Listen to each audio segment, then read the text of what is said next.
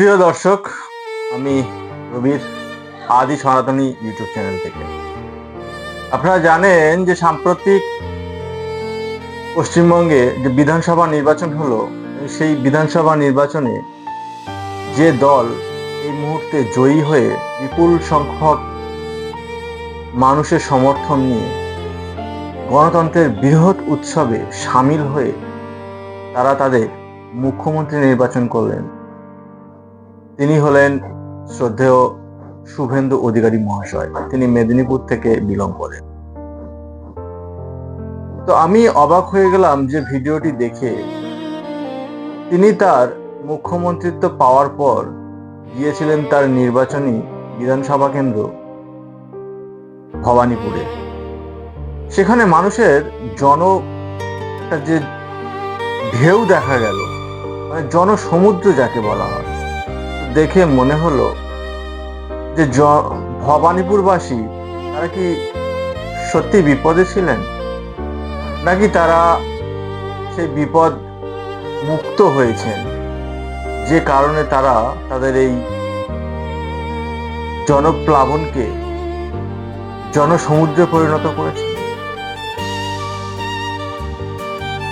ভবানীপুর কেন্দ্র থেকে এতদিন কেন, দীর্ঘদিন ধরে তৃণমূল কংগ্রেসের প্রার্থী মমতা বন্দ্যোপাধ্যায় বারবার বিজয়ী হয়ে আসে। ভবানীপুর কেন্দ্র এমনই একটা জায়গা যেখানে বিভিন্ন ধর্মের মানুষ বসবাস করে, এবং সেই ধর্মের মানুষদের প্রতি যে আস্থা শুভেন্দুবাবু অর্জন করেছেন, এক কথায় অকল্পনীয়, কল্পনার অতীত।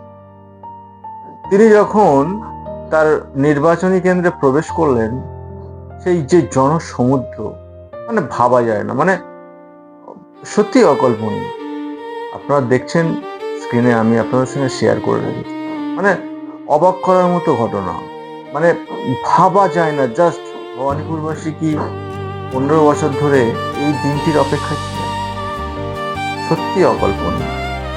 দেখুন, শেয়ার করুন, সঙ্গে থাকুন আদি সনাতনী ইউটিউব চ্যানেলের সঙ্গে।